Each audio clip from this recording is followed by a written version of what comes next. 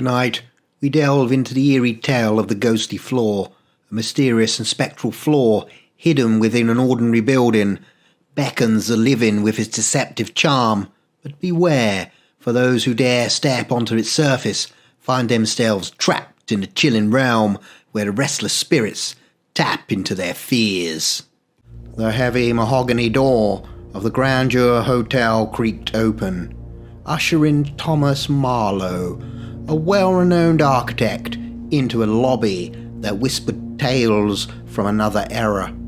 The elaborate chandeliers and the intricate tapestries lining the walls spoke of a time when the hotel was not just a building, but a beacon of luxury and elegance. "Mr. Marlowe, we're so glad you've come," greeted Mr. Hargreaves, the hotel's current owner, extending a hand that seemed as weathered as the hotel itself. His companion, Mrs. Hargreaves, stood beside him, her eyes flickering with an unspoken urgency. As they settled into the plush seats of the drawing room, Mr. Hargreaves began. "The Grandeur Hotel has been in our family for generations. While we've managed to preserve its original charm, it's time for something modern enhancements." Mrs. Hargreaves chimed in, her voice soft yet firm. "But we don't want to lose the essence of the grandeur. It's not just the architecture that makes this place special. It's the stories, the history." Thomas nodded, his mind already envisioning the delicate balance of modernization and preservation. "Of course. You wish to retain the hotel's character. Might I inquire about specific areas you're looking to update?" "It's not just the usual refurbishing," Mr. Hargreaves said, leaning forward. "We recently discovered something peculiar in the original blueprints, a flaw that doesn't exist, or rather, doesn't seem to exist." Thomas raised an eyebrow, intrigue piquing his interest. "A missing flaw?" "Yes," Mrs. Hargreaves answered, retrieving a set of aged, yellow blueprints from the drawer. She spread them out on the coffee table, her fingers tracing the lines of the hotel's structure.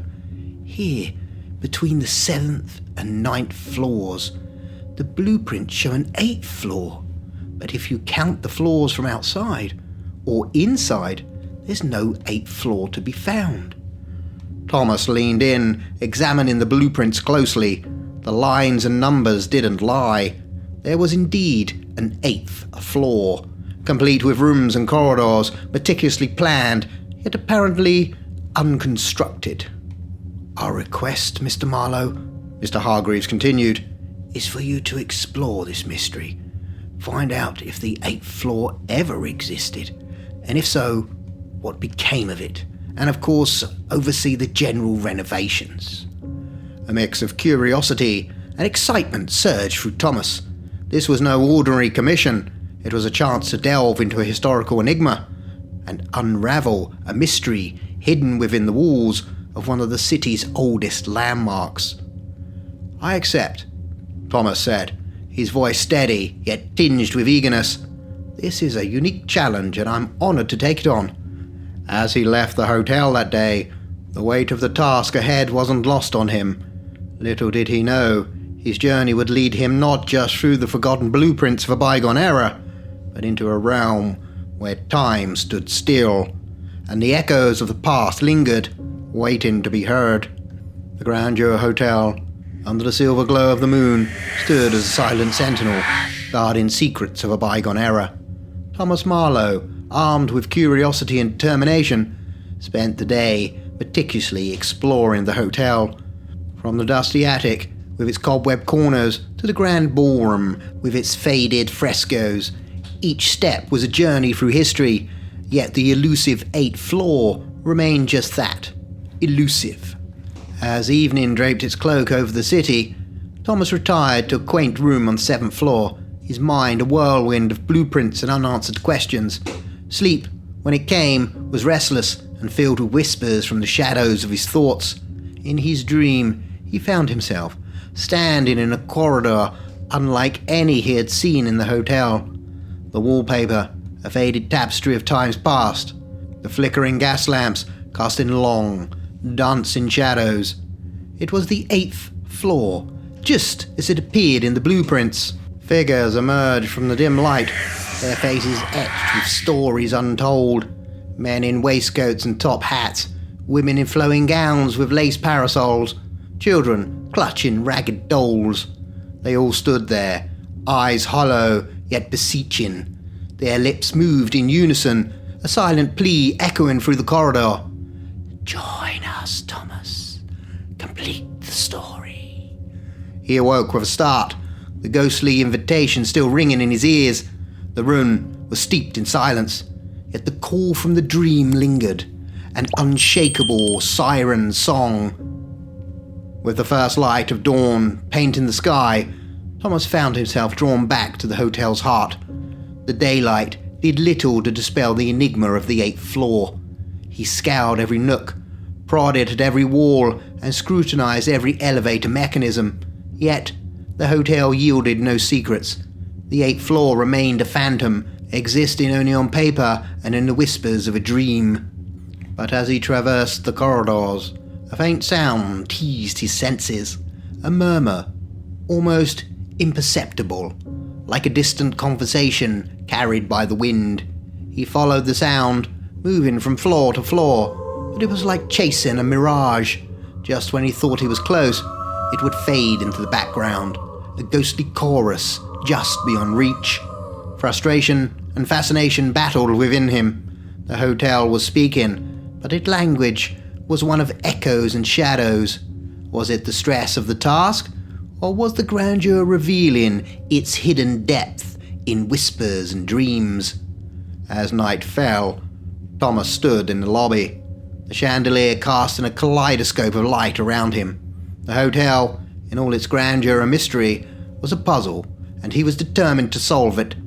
Little did he know, the key to unlocking the 8th floor's secrets lay not in the physical realm, but in the whispers of the night, in the realm of dreams where the lost souls of the Grandeur Hotel waited to tell their tale. Thomas Marlowe's days began to blur into a surreal montage, where the waking world and the whispers of the night intertwined, leaving him questioning the fabric of reality. The Grandeur Hotel, with its enigmatic charm, had seeped into his psyche, blurring the lines between the living and the spectral. As he walked the bustling streets of the city, the faces of strangers began to warp into hauntingly familiar visages. Those of the spectral inhabitants of the 8th floor. The jovial shopkeeper, with his warm smile and friendly chatter, suddenly morphed into a stern gentleman in a top hat, his eyes hollow, his lips moving in a silent plea. A woman at the bus stop, her eyes buried in a novel, transformed into a lady in Victorian garb, her gaze piercing through Thomas, beckoning him with a ghostly hand.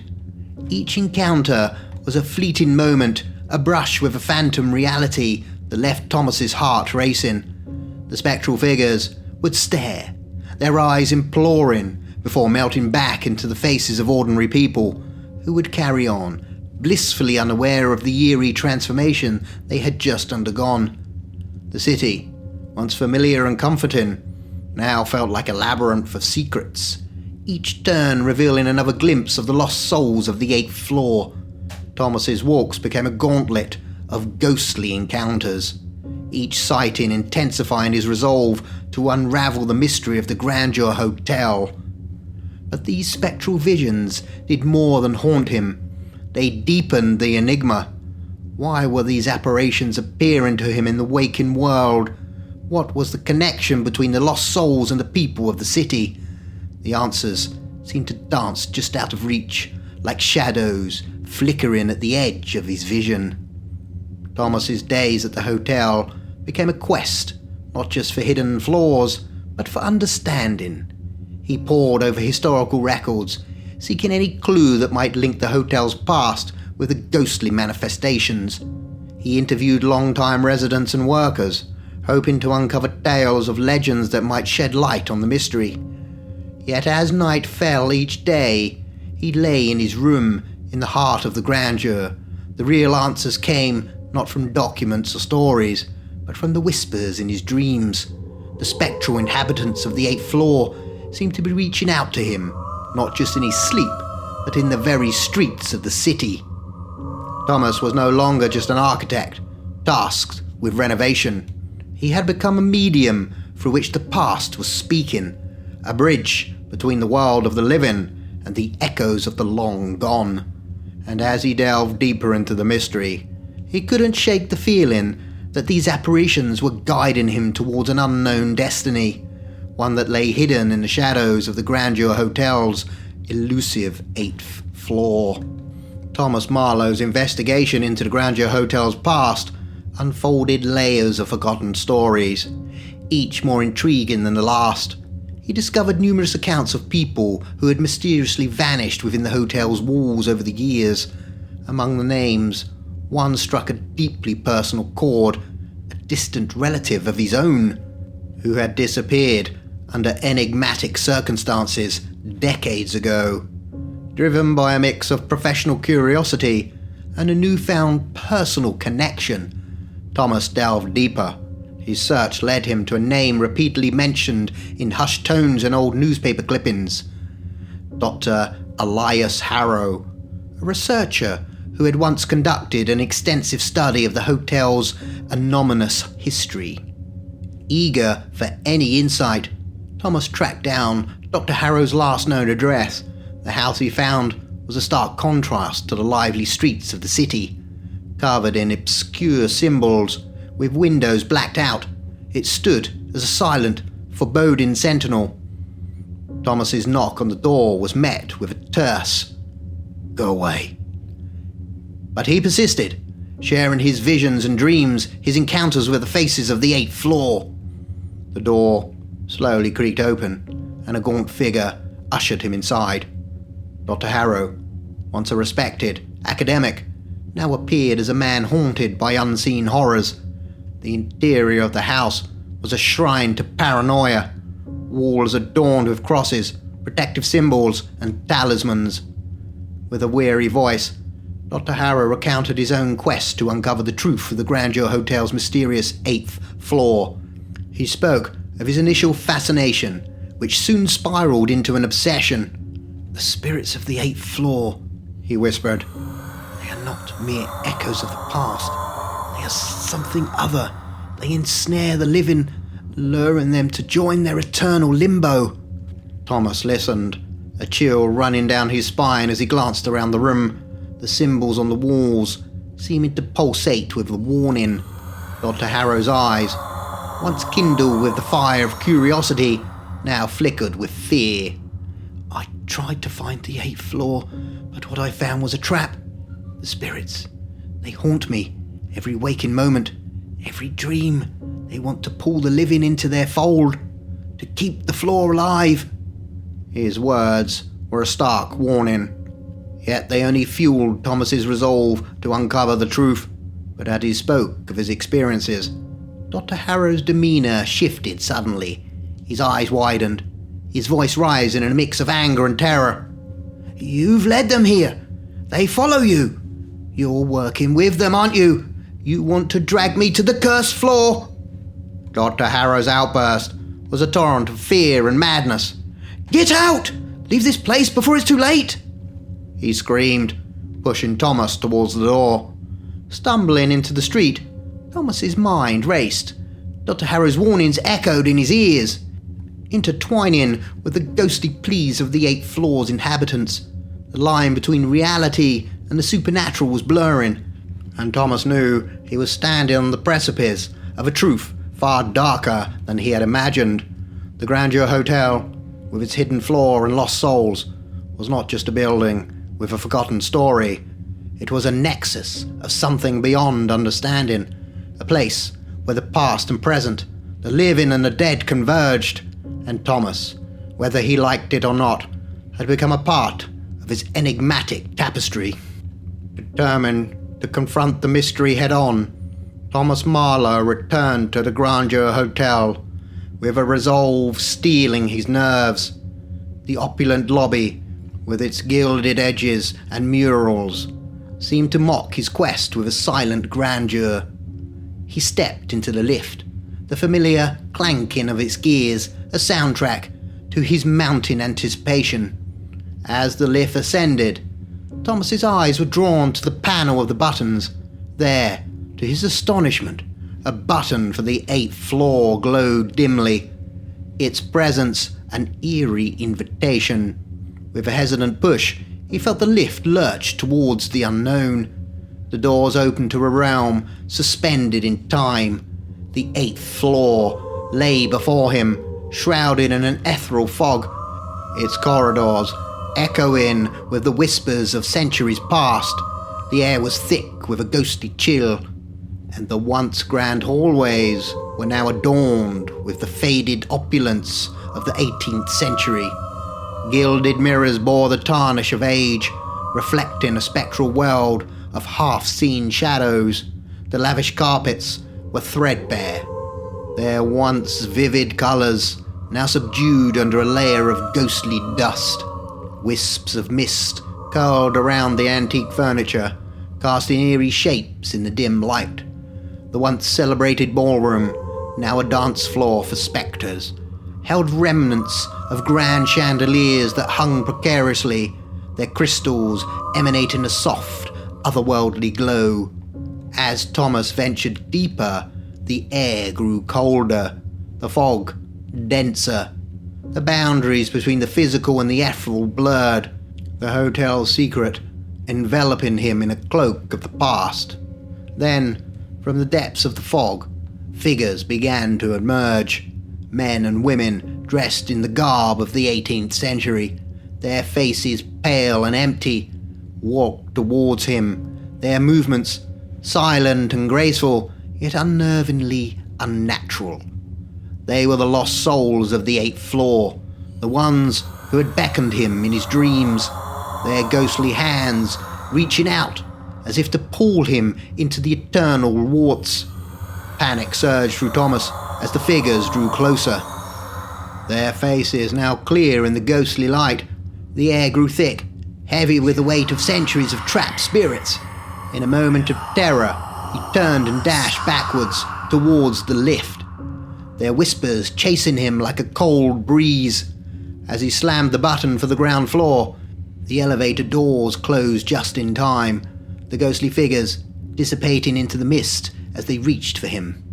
The descent felt like an escape from another world, each floor passing by, a step back into reality. When the doors finally opened to the lobby, Thomas stumbled out, his heart racing, his mind reeling from the encounter. He collapsed into a chair, the grandeur of the hotel lobby now a stark contrast to the haunting realm he had just fled. The 8th floor was real, and it was a place of lost time and trapped souls, a hidden layer of the Grandeur Hotel, where the past clung to the present, refusing to be forgotten. As he sat there, trying to catch his breath, Thomas knew that the mystery of the 8th floor was far from solved. It was a puzzle that transcended time, a bridge between the worlds that he had unwittingly crossed.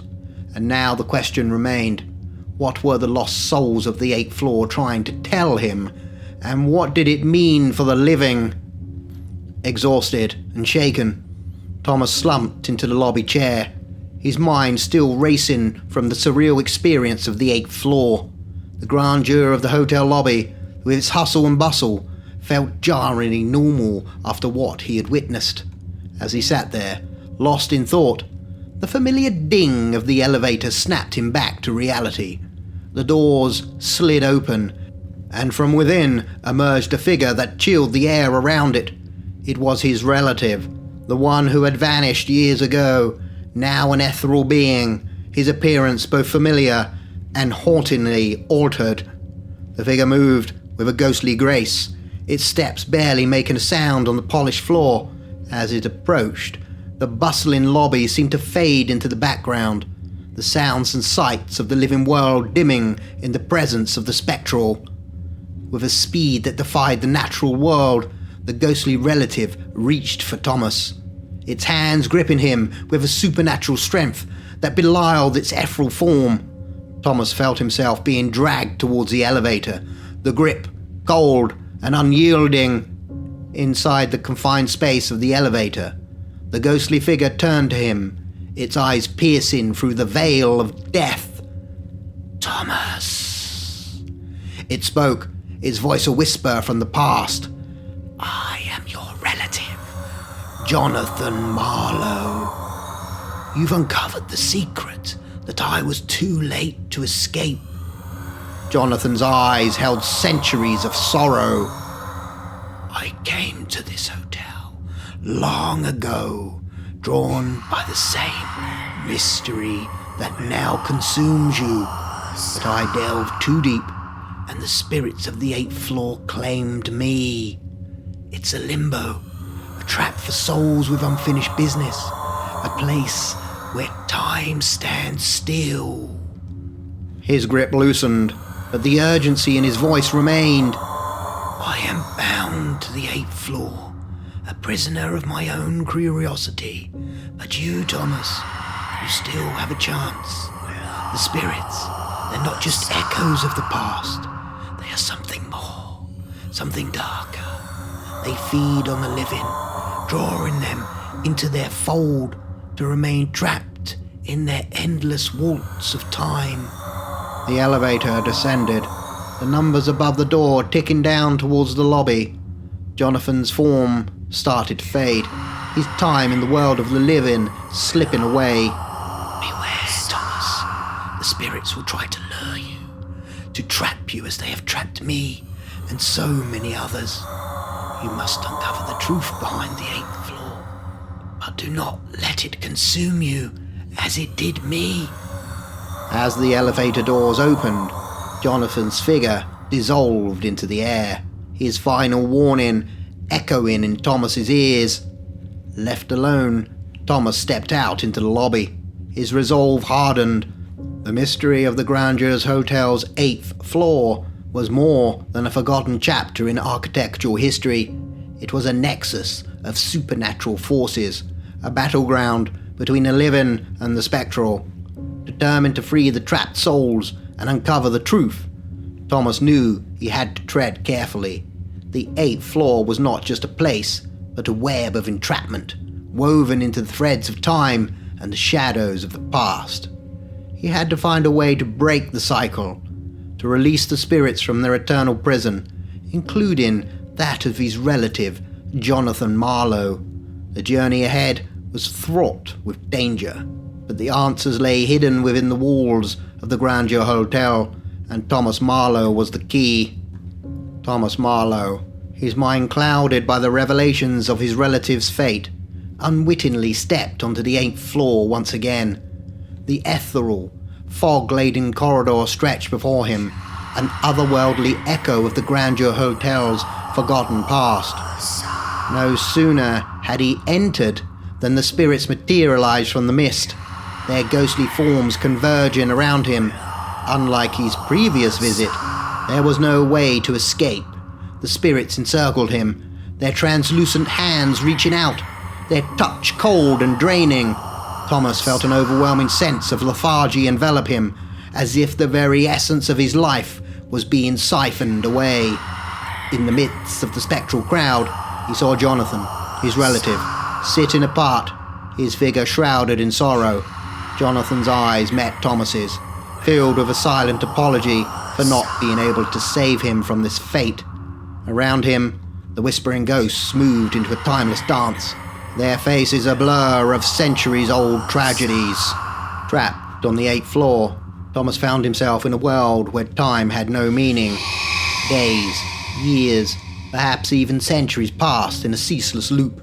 The hotel's once grand interior became a prison of faded opulence, its corridors an endless maze leading nowhere. The whispers of the spirits became a constant murmur in his ears, a reminder of his own entrapment in this liminal space. He watched the ebb and flow of ghostly figures, each trapped in their own cycle of regret and longing. The 8th floor was not just a hidden layer of the hotel, it was a purgatory of unfulfilled destinies, a realm where time stood still, and the living became as ghosts. As the endless passage of time wore on, Thomas's sense of self began to fray at the edges. The distinction between the living and the dead blurred until he felt himself becoming a part of the 8th floor's eternal waltz of spirits. Then, in what seemed like an eternity later, a jolt of reality shattered the timeless haze. The elevator dinged, its doors sliding open to reveal a living man, his eyes wide with the excitement of a discovery. "I found it!" he exclaimed, stepping onto the ghostly floor, unaware of the trap he had just walked into. Thomas, his spirit a mere shadow of his former self, watched the newcomer with a mix of despair and hope. Was this man the key to breaking the cycle? Could he be the one to unravel the mystery of the 8th floor and free the trapped souls, including Thomas himself? The newcomer's presence stirred a change in the air, a ripple in the stagnant atmosphere of the floor. Thomas, along with the other spirits, turned their gaze upon this living beacon, a flicker of hope in this eternal night.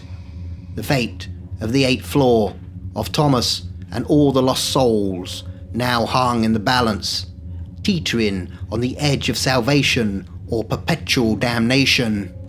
In that moment, as the living man stepped onto the 8th floor, a transformation overcame Thomas Marlowe. The hunger, an insatiable need that he observed in the other spirits, now surged within him. It was a primal urge, born from the depths of the floor's curse, the need to feed on the living, to sate the endless emptiness that defined their existence. As the other spirits swarmed around the newcomer, Thomas found himself drawn into the fray. He latched onto the man, feeling a surge of energy as he drained the life force from him. It was a sensation of temporary vitality, a fleeting moment of being alive again, but it was overshadowed by a deep, underlying horror at his own actions. The man's vitality ebbed away under the onslaught of the spirits, his struggles growing weaker until he finally collapsed to the floor. In the eerie silence that followed, he rose again, not as a living being, but as another spirit, a new addition to the tragic loop of the 8th floor. Thomas watched, a hollow feeling in the core of his being, as the man's confusion and realization mirrored the journey of every spirit trapped on this floor. The cycle had claimed another soul, binding it to the internal waltz of shadows and whispers. As the newcomer adjusted to his spectral form, the other spirits turned their attention back to the elevator, their gazes filled with a haunting expectancy. They were waiting for the next unwitting visitor to step into their realm, to perpetuate the cycle of feeding and trapping. Thomas, now fully part of this ghostly congregation, turned to face the elevator door, his sense of self wading, his memories and identity slowly being eroded by the relentless passage of time in this limbo. Yet a glimmer of his former resolve flickered within him, a silent, desperate hope that someday someone would break the cycle, releasing them from their eternal prison. The elevator, a gateway between worlds, stood ominously silent, a beacon of both hope and despair, and so Thomas waited, alongside the other spirits, caught in the endless cycle of the 8th floor, a cycle of hunger, entrapment, and eternal gaze, fixed upon the elevator doors, waiting for the next chapter of their unending story. And there, in the heart of the Grandeur Hotel's forgotten floor, time stood still, the spirits lingering in their ceaseless vigil, trapped in the loop of their own haunting existence. And if you're still looking to fulfill your thirst for more horror, don't forget to check out this next video, unless of course you're frozen with fear already.